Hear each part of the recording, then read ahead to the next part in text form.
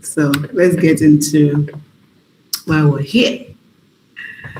Okay, all right. So again, our topic is the resume black hole. I think the very first time Joshua sent this topic across, I think in my head I'm like black hole. I was trying because before I jump into anything, I try to first of all rely on my layman understanding. So I have an overall idea of the topic before going into any detail, any research, any presentation slides or anything. So I remember when he sent it to me, I was like, black hole, okay. Then of course it started to make sense as the whole thing started to process in my mind.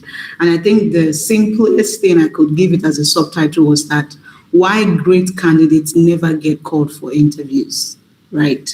So we're going to get into more details as the session unfolds. Again, my name is Juliet Kekporo, for those that don't already know me. And again, my favorite introduction line is, I'm just a woman God is helping. Don't mind all these things that Joshua is saying. All right, so going into, before we dash into, the main session proper, I want us to do an icebreaker, right? So I've put some couple of questions here, A, B, C, D. And I'm asking a question. I said, which of these feels familiar? A, is it that you applied for jobs, 20 jobs? It may be more than 20, but if you relate, just let me drop the number that feels, that reads better to you. So A, applied for over 20 jobs without hearing back. Wondered why less qualified people got the role. Thought maybe I'm just not good enough. Or considered giving up on your job search. Maybe you saw the last regrets to inform you, and then you're like, you know what, I'm just going to give up. So which of them feels more like you right now? Which of them feels familiar? You've applied, you're not hearing back. You've wondered why less people get qualified. You wonder why less people got the role. And you've also thought that maybe I'm not just good enough, and then of course you've also considered giving up on your job search. So I'm going to peep the chat so I see the responses. Just drop it, A, B, C, D, whichever. If it's more than one alphabet, drop it for me as well. So Olalade says A, okay. So applied for over 20 jobs without hearing back. Anastasia, A and D. Let's see. Inkem says B. Wondered why less qualified people got the role. So it means you got to know who finally got the job, okay? Interesting. Who else? Oluwabusayo or me. I think I got it right. A and D. Ikade, A and C. Okay. Let me get more responses. Please drop them in the comments. A, B, C, D. Deborah says A and D. Okay. So I think one thing that we can agree that is common in all of these responses, right, is applied for over 20 jobs without hearing back. At least somebody that said, B, C, D, most people said A, right? So I applied for over 20 jobs. And I think I also saw a lot of wonder why less qualified people got the role. I also saw maybe I'm just not good enough. Anyways, thank you so much for the response. And again, job searching is a very tedious task. It is a journey, right? And I commend, right, everyone that has picked that A, even B, C, D, they're all, linked to each other because A is like the genesis of everything, right? So I commend your resilience. And I think from the agenda that I have today, I'm hoping that I'm able to do justice. We are able to, because it's going to be an interactive session, right? We're able to do justice to this, issue, and you'll be able to move away from applying and not hearing back to start hearing back, and of course, to eventually get in that, from, what's it called? Today is 25th of July, right? Say 5th of July that I attended that Resume Blackhole webinar. I came out, this is what I came out with, and I now have a job, right? Or I have not transitioned. So for those that are working and want to change jobs, so of course, agenda for today, we're going to do introduction, we'll set context, we'll talk about the black hole proper. I would also share with you the recruiter's point of view And of course, we'll talk about ATS. I know that a lot of people already know about ATS, but of course, I will still shine more light about ATS. And then we'll have a commitment that we're going to agree on, and of course, we'll conclude and we'll call it a day today. So, of course, to first of all start with the very hard truth, right? If you can see on my screen, let me try and take away this. Okay, let's move this aside. So if you can see my screen, you most likely see the hard truth, and you can see the faint picture inside are two doors. One is closed, one is open. So now, the biggest obstacle isn't always your qualification, right? A lot of people think that, okay, I'm not qualified for the job. I don't have the credentials. They're asking for 5 years. I have 3 years. Maybe that's why I wasn't get called back. It is really not all of those things. It is your ability to actually communicate your value before anyone meets you, because that's where it starts from, right? Think of a picture, right? It's as if you're pitching yourself and you're not there to actually talk a lot about what you can do and what you bring to the table. So you're either just going blind and you're wishing that, okay, somebody takes a chance of you, right? So the only thing you rely on in the whole resume conversation is just your ability to communicate your value before anyone meets you, not even the qualifications that you do not have yet, right? Now, there are two things your resume would do. It's either it's opening doors for you, or it is currently closing those doors, just like these two doors I have. One is open, one is closed. So depending on the status of your resume, I'm sure by the end of this session, you're going to realize where you're at, right? And why you're getting the kind of results you've been getting. Now, moving on into the resume black hole proper. So now think of a black hole, right? A black hole is almost like you can't even fathom how deep that hole is. It is dark, it is deep, it is as far as you can see, it is wild, it is big, right? And anything that falls into a black hole, it does. I'm sure people have watched horror movies and all of this stuff. When they video some of all these kind of scenes, you realize that there's some holes that you can never come out of, right? And that is what this resume black hole is. And I like to describe it as the invisible stage of the hiring process where qualified candidates, right? Qualified candidates are overlooked, not because they lack the skills or potential, but because their resumes fail to communicate their value, right? So it is a stage that you do not see. It practically happens after you have submitted that application. You have dropped your CV and then you walk away, right? This is what happens after. So it's an invisible stage. You do not see it. I do not see it, right? Of course, as a recruiter, I would see it, but you don't see it, and you just get lost. It's almost like lost cause.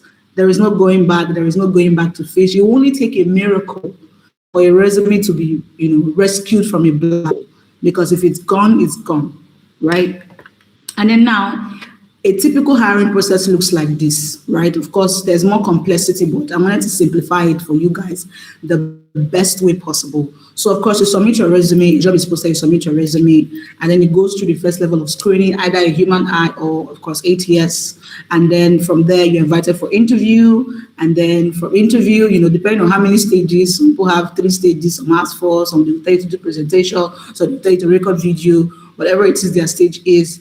Of course, you go through all the interviews, and then in the whole process of that, the hiring manager for that role validates, that, okay, this is the person I really want for this job. And then, of course, the exec signs it off, and then you get an offer letter.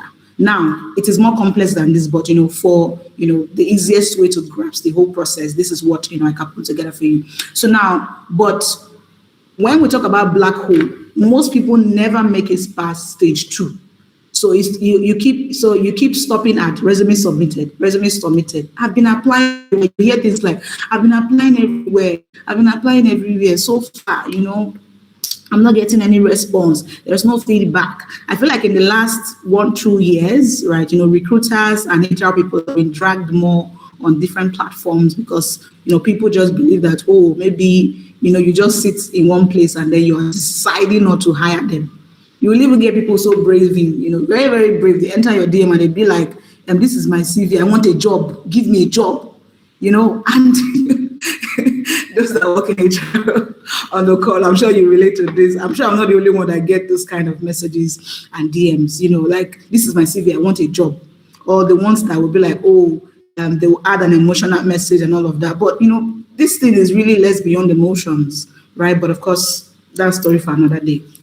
So most people, never make it past stage 2, which is the black hole, right? You submit your resume, it falls into the pit, and the circle goes on and on for company A, B, C, D, E, F, G, H, down to Z, right? It keeps falling into the, and there's a reason why. Now, a recruiter versus the first 7 seconds of your CV, right? So there is name, there is your current role, there is your career direction, there is relevant experience, there is achievement, and then there is skills. Now, every recruiter, right? This is like a basis of those that use the human eye. So if you have an ATS, you don't have to go through all the process for the first level. But even if an ATS, screen still check sometimes. So now, for what's it called? A recruiter versus the first 7 seconds, right? The truth is, when you put out your CV, you have a lot of hopes that somebody's going to look at their mind, take time and read everything and find out who you are and get to the end of the CV. But the truth that I can tell you, even from personal perspective, sometimes we put out a role and you have over 1,000 applications. And for a team that, you don't have ATS, it is human beings that are looking at it. It will be scan, drop, scan, or move, scan, drop, or move. That's how it works. So the first 7 seconds is very important. That CV is opened, and on the first page, grabs the person's name. What are they currently doing? What's their career direction? What experience do they have that is relevant? What kind of achievements have they had? What skills do they have? And don't get out of this, it is drop. Right? So it means drop into what? The black hole. Again, this is what it looks like. So I'm giving you like a vivid, from when you submit it, you're already like, waiting for a call back. I'm positive about this opportunity. This is what is happening on the other side. So you either get a drop or you get, to move over for further engagement. So now, the key resume highlights. So this is the part where I always say, anywhere I've done CV sessions, resume sessions, job session, I would always say, it would be great that you bring out your CV now, put it side by side so that we can, all tell ourselves the truth if you've been doing it correctly all along, if you've been increasing your chances all along, right? So if you can get your CV, grab it, I want to believe everybody have their CV in soft copy, even if it's hard copy, right? Grab it. Maybe the hard copy one, you can even just circle the things you're going to cancel from this session. So now, structuring an effective resume is really pretty simple and straightforward, right? Use a clear professional format. I'm going to show you what that looks like in my slides. Use a clear professional format. There's really no need for the plenty designs and colors. Fine, if maybe if you're a brand designer or creative or graphics or something, fine if you want to play with fonts. But if those titles don't look like where you're going to, please, professional, simple, clean format from top to bottom works. Keep the CV concise. Keep the resume concise. 1 to 2 page max, except you really have a lot of things to write about. You have up to 10 years experience that but even with 10 years, you have to try and compress, So, except you really have a lot of years of experience and there are things that you cannot leave out, you want to be able to. But I do not, if your experience is within 5 years, 6 years, I really do not understand why. I think even these days I see internship CV spilling into 3, and I'm wondering, what are you writing for internship? Because I believe that you're trying to say, take a chance on me, and you do not have experience. But they'll fill the whole 3 pages. You'll see hobbies, what are all these other things I've seen? Interest, career highlights. I don't even know, who's giving all this format. But anyways, we're going to get into that. So please, concise, 1 to 2 page mark. But of course, if you have experience that, you really cannot compress, it's fine to spill into 3 pages. At most, even 4 pages CV is too long. Nobody will read to the 4th page. Except you want to just keep things that you don't want to leave out at the 4th page for in case, right? So now, use bullet point for readability. Your listing point, you must use bullet points. You must use job relevant keywords from the job description, right? You must write and you must be able to reflect relevant keywords. You're applying for the role of customer service. There are things that they've mentioned there as what they're looking for. And you're certain that you know those things, or you're certain that you know those things, you know those particular skills they're looking for. You must ensure that those words are reflected in your CV as well, right? Avoid tables, avoid images, avoid graphics, avoid all of these things, because ATS cannot read it. We'll get into ATS much later in the slides. Now, always save your CV in the standard format like docs or PDF. I would always advise that you submit your CV always in PDF format, except they say, okay, submit Word, right? But by default, PDF. And when you've done all of these things, you must save your CV as your name, your government name, the name that you are bearing professionally. My CV is saved as Juliet Kekporo. That is it. So your CV should be carrying your name, not my CV 1, my CV for customer service 2, HRO CV 3. Please, this is 2026, right? Whenever I do CV session, it's almost like I want to fight, but it's because it's coming from a place of passion, knowing that you can literally get looked over, even if you think you know what even if you think you know the job, but because that first impression, you're really not able to sell yourself, you can be looked over. And the whole thing will keep going, because that's how everybody will keep looking you over. So must have sessions, your personal details, of course, at the very top of the CV, your name, email address, a functional one that when they send you email, you will respond. Phone number that you can be reached, or not the one that they will call. You will not say that that's my WhatsApp line. A phone number that can be reached both on phone calls and both on WhatsApp. An email address, I already mentioned that. And of course, if you have the professional presence, you can add your LinkedIn URL or your portfolio link, depending on, wherever you have presence, attach those links as well. And that is all. These days, I don't know, I feel like, we've preached this a lot, but I feel like maybe the message is still not out there. But again, I'm adding my voice to the voice that you don't need things like your date of birth, state of origin, single. I think I've even seen people before that, they add things like, oh, married with 3 children to a happy wife. Like, please, those things are not necessary. Marital status, age, local government, nationality, please take away all of those things. Work experience, if not for anything, they just open you, they expose you to bias. Everybody has a unconscious, even hiring has biases, right? So you must take away those things. Work experience, of course, must be there. Your skills must be clearly listed. And now your skills in detail, what is relevant to this job, right? Not, what's it called? What are these funny words I used to say? Ability to handle pressure. But then you see pressure. Now those people are the ones that are quick to say, my mental health is at stake, right? So achievement as well. Add your achievement, add your education, very important. But the rule about education is that as you continue to go higher, in your academics, journey, the less ones start to fall off. By the time you have a BSc, your SSc degree has no business in your CV anymore. Your first school leaving certificate has no business in your CV anymore. I see people putting even down to primary school. They'll put first school leaving certificate, SSc, BSc, MSc. Please, SARS and MARS, fellow professionals on the call. You cannot get a BSc without SSc, so there's really no need to. You need that space in the CV to be able to write the things that will actually make you get this job, right? So, the most current degree works. BSc, masters, secondary school, fall away. Primary school, fall away, no longer necessary. Your trainings as well that you've attended and certifications. Now, there is difference between certificate of attendance and certifications. So if I go for an HRO training and they gave me certificate of attendance, it does not mean that I'm not a certified HR professional, for example. But if I register with CIPM, I write exam, and then I'm inducted into the professional body, then I can say I'm a certified HR professional. Certified by who? CIPM Nigeria. I'm giving that example as like the simplest way possible to understand, because I've seen people that will go and do 1 hour course. They will now come and say, I'm a certified social media manager. Who certified you? Wanting hub. No. Trainings and certifications are 2 different things. Please know the difference so that you don't parade yourself with a level of competence that you may not even already have. Now, mistakes to avoid: overloading your CVs with too much information that you not even miss out what you really need to put in there. spellings and grammatical errors. Ensure that you proofread what you write.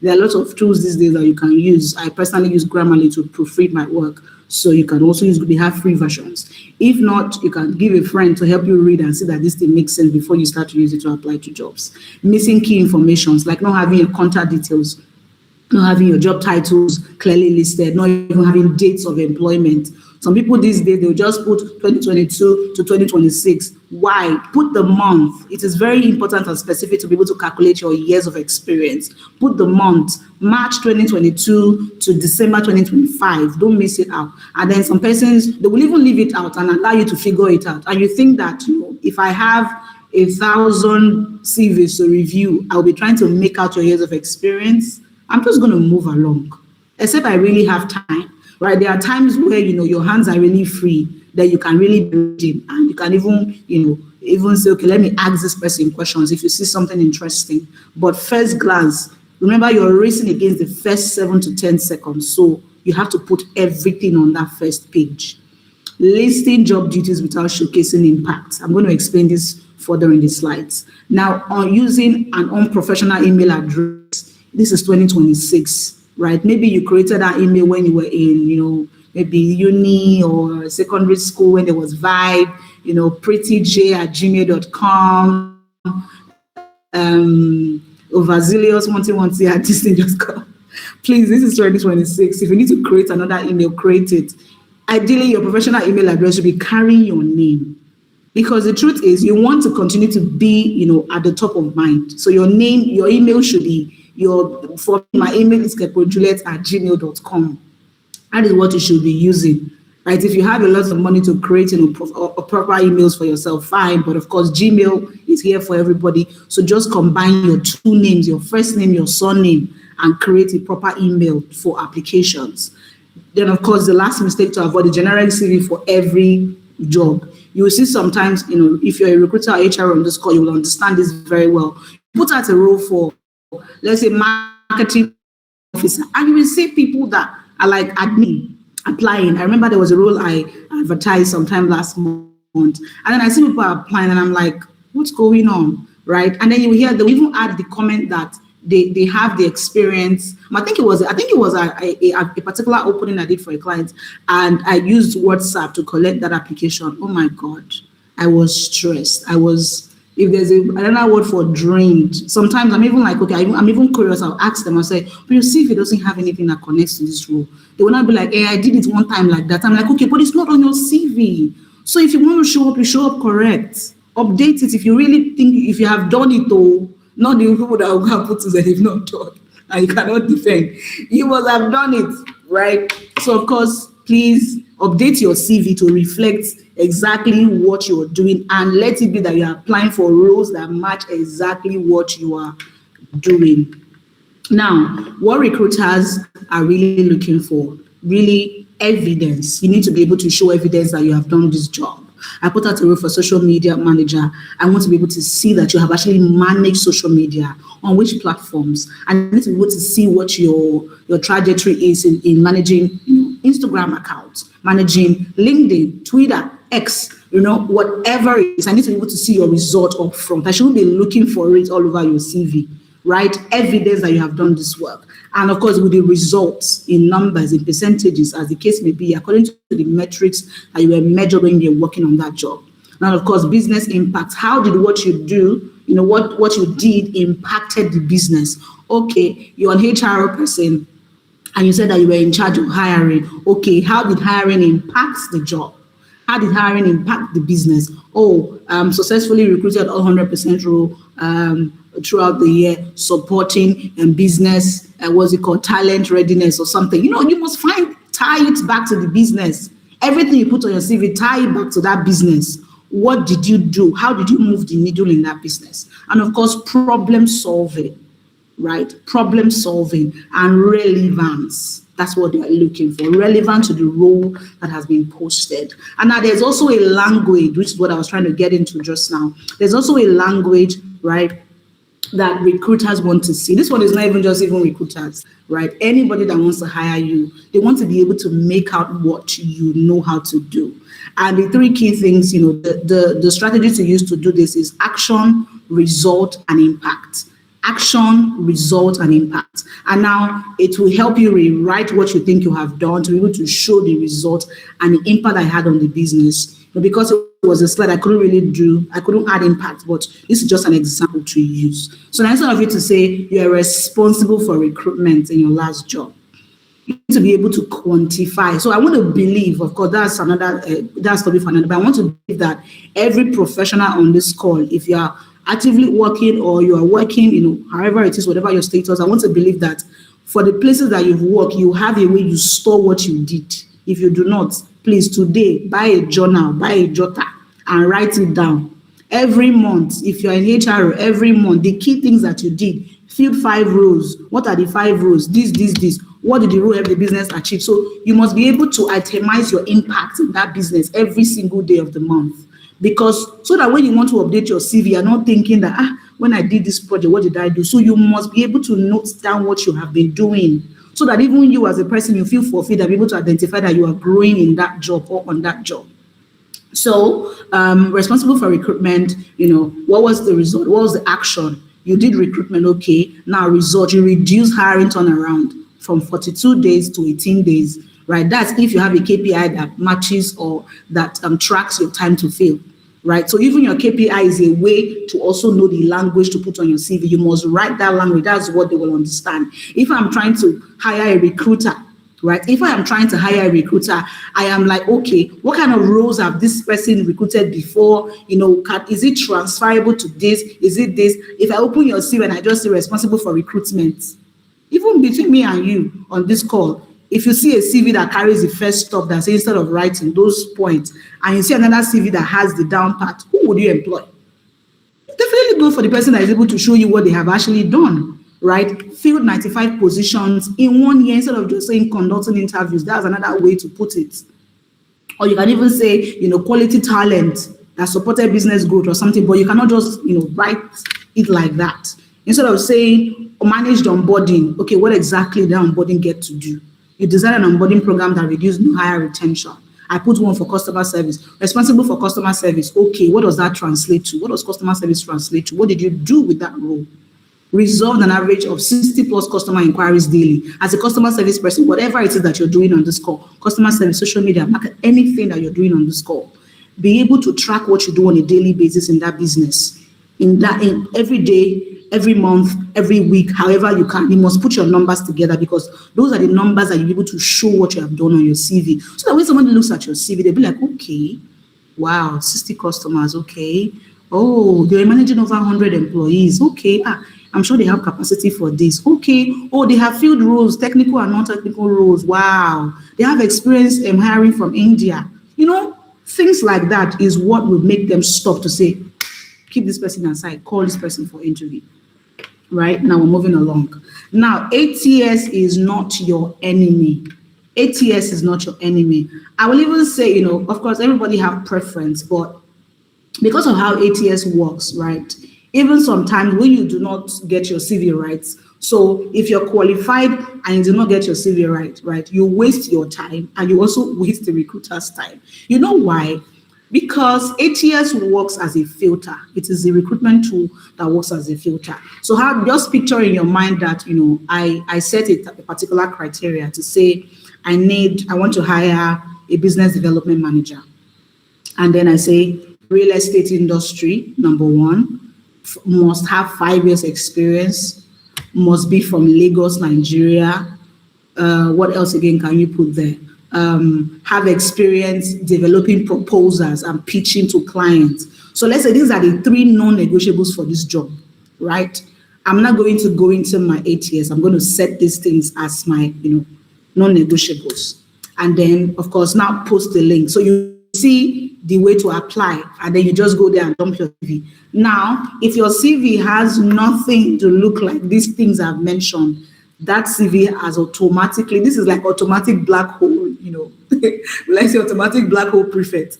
Everything that does not have what I've listed now is going to go into, not what's it called, not eligible, right? I'm sure some of you have applied to jobs before that in how many hours, maybe like, even in seconds, in minutes, or in 1 hour, sometimes in 24 hours, like you will just get, we are sorry, we're not moving ahead. I'm sure you can relate, please. I want to know that, I'm talking a very present and realistic, issue. You would apply to a job, and in 1 hour, 2 days, even within 24 hours, you just get, we're no longer moving ahead with you again. We're moving, sorry, no, it's not you, it's us, all those, even sometimes, even application rejection emails look like breakup. It's not you, it is us, you were great, but oof. Anyways, ATS is not your enemy. Keywords. How do you become a friend of ATS? How do you make your resume ATS friendly? Right? Keywords is very important. You see a job, don't just rush to apply. Because I promise you, it is not a game of first come, first serve when it comes to hiring. I have opened a role before that I think I probably opened it for like a week. And the person that, I finally hired for that role probably was the last person to even apply. So it is not, how you're just reviewing CVs, you're already given, and then you just see one application pop up, and then you just open it. I'm like, this is the person I've been looking for. So it is not first come, first serve. It is not first come, first serve, right? It is how well, it is who is best presented. It is who I can clearly see their value for most recruiters. It is who I can say, okay, let me invite this person for an interview. Let me hear more of what they are saying. Of course, most of those people too, it is even one thing to have a CV that is really excellent, and another thing to not be prepared to defend that CV. That one is story for another day, right? If we start that one, we will not even leave this call. So, but the encouragement here is that as you're putting keywords in your CV, ensure that it's exactly reflect your real status. Please, in this day of AI, anybody can literally draft anything, create anything. But I want to urge you that in your professional journey, right, ensure that it is your true competence that you have, written about on paper, right? So that you do not get to stages where you cannot defend yourself and you would have wasted. It's better to go and learn and equip yourself, and then you know that, okay, you now know this job, right, than to make believe. I've seen people resume jobs before. They were excellent. They went through all the stage. They resumed, and by month 2, they were out job searching again. Anyway, story for another day, like I said. So keywords, if you've done this job, you're a business development manager, and you fit the profile of what the job is looking for, ensure that your CV can capture exactly the length and the breadth of your experience, right? Your job titles must be correct. Your job titles must be correct, must be accurate, right?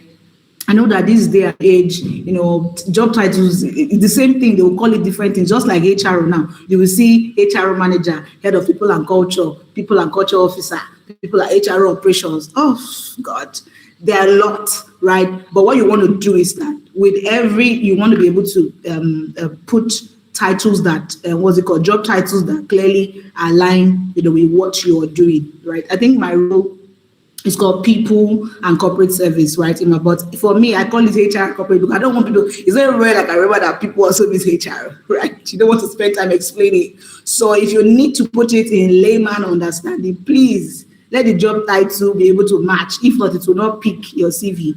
So of course, skills as well. You must, be able to have the skills that the job needs in your CV. Skills that you show that you know and you have. Again, emphasis on that.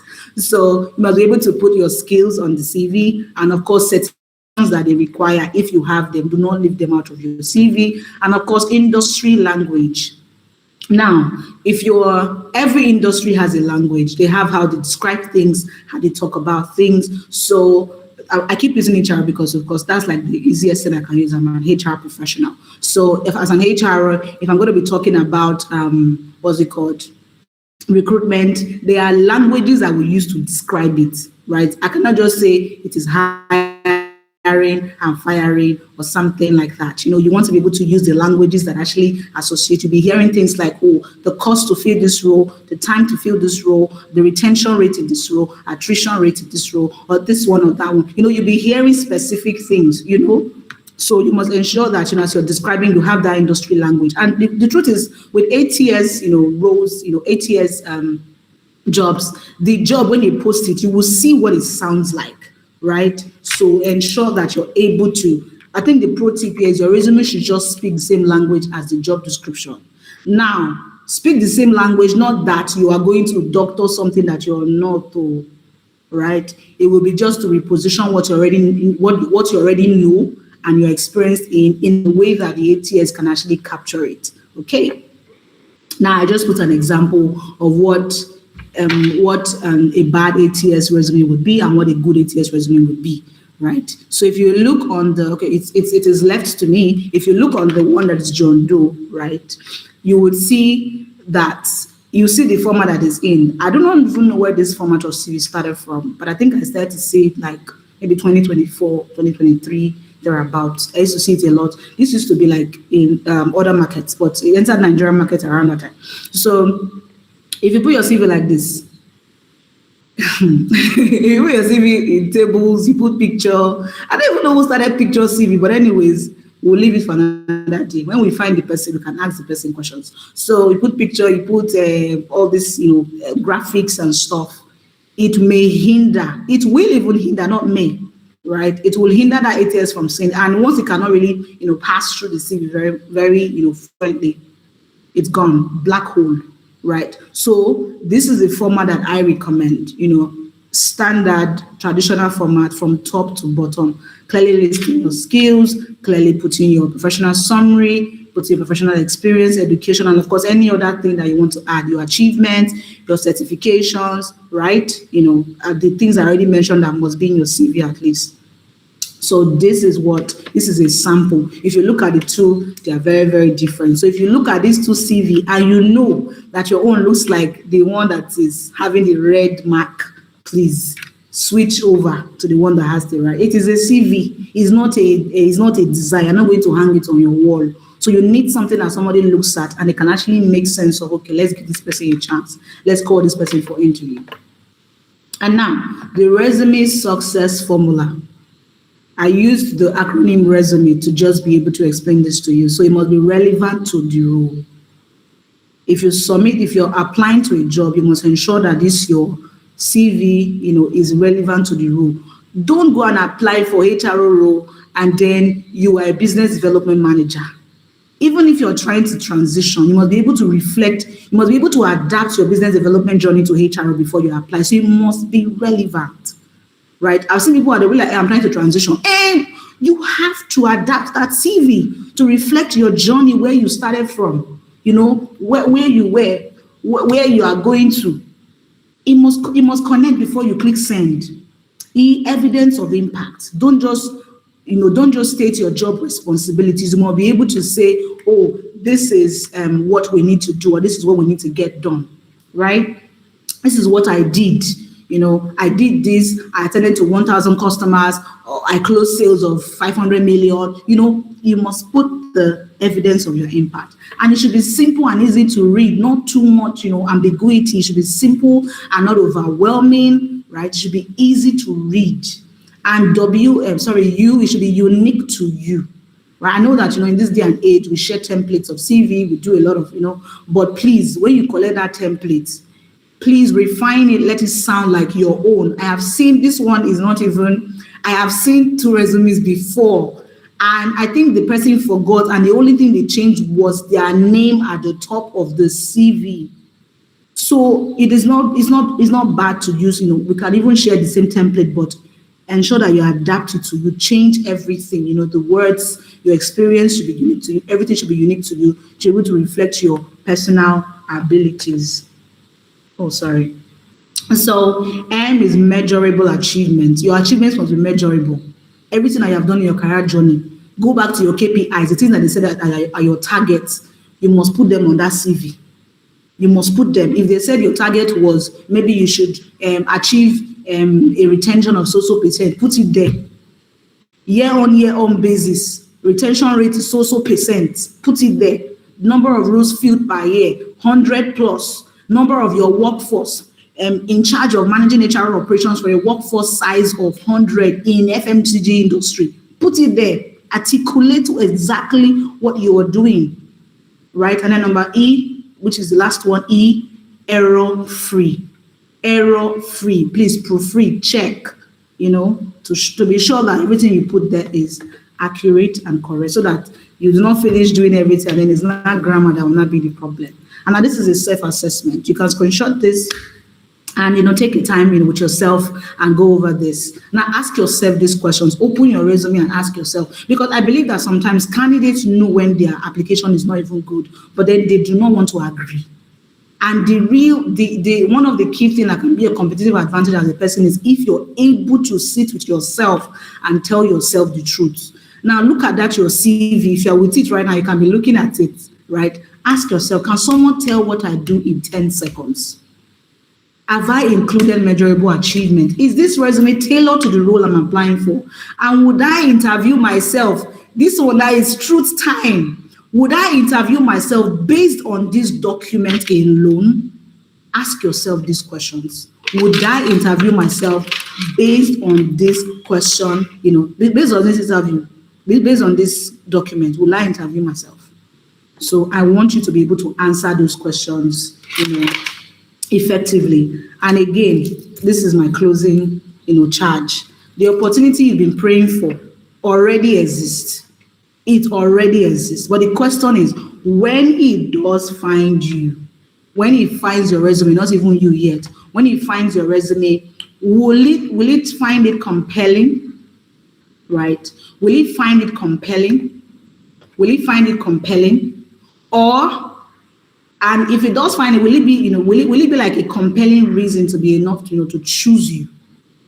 Again, the opportunity you've been praying for, it already exists. And the question is, when he finds your resume, will it find a compelling reason to choose you? That's a question you need to answer.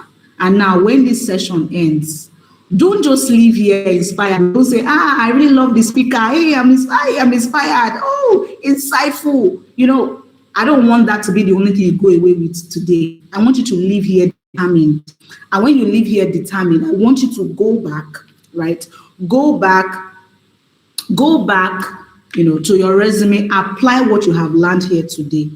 Apply what you have learned and give your future employer a reason to call you. You see the picture in this last frame is somebody sending a job offer. This is going to be a job offer for you before this July ends. And everybody will shout hallelujah. Right? But please, give your future employer a reason to call you. Thank you so much for having me. My name is Juliet Kekporo, and I think we're moving into Q&As.